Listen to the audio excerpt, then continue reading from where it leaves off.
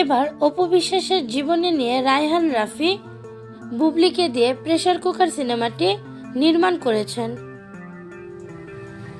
এমনটাই একটি স্থির চিত্রের মাধ্যমে বোঝা যাচ্ছে এবং রায়হান রাফি সেই স্থির চিত্রটি দিয়ে পাবলিসিটিও শুরু করেছে।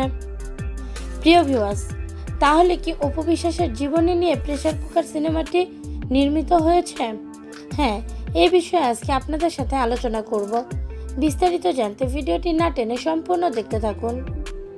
একটি কথা গণমাধ্যম সহ সোশ্যাল মিডিয়া সবাই জানে, অপু বিশ্বাস তার খারাপ সময়ে শিশু জয়কে কোলে নিয়ে মিডিয়ায় সাক্ষাৎকার দিয়েছিলেন।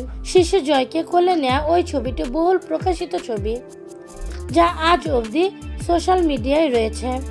ওই ছবিটির মধ্যে লুকিয়ে আছে সহমর্মিতা আর ভালোবাসা।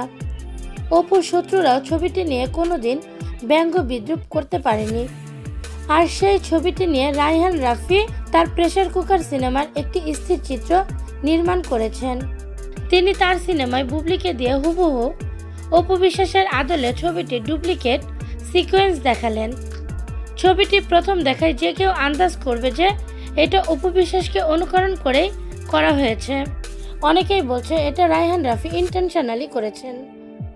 নেগেটিভ ভাইবে বেশি প্রচার পাওয়া যায়। এটা রায়হান রাফি ও বুবলি খুব ভালোভাবেই জানে। মিডিয়ার কিছু লোকদের কাছ থেকে এটাও শোনা যাচ্ছে যে অপু বিশ্বাস রাফিকে ফোন দিয়ে ব্যাপারটা জানতে চেয়েছিল। রাফি নাকি বলেছে তার চলচ্চিত্রের দৃশ্যের সঙ্গে বাস্তবের কোনো ঘটনার মিল নেই।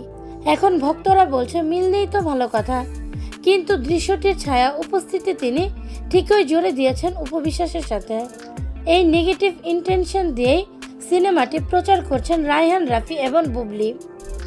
প্রিয় ভিউয়ার্স, আপনাদের কি মনে হয় অপু বিশ্বাসের জীবনী দিয়েই কি রায়হান রাফি এবার বুবলিকে দিয়ে প্রেসার কুকার সিনেমাটি নির্মাণ করেছেন? এ বিষয়ে নিশ্চিত হওয়া যাবে সিনেমাটি মুক্তি পাওয়ার পর।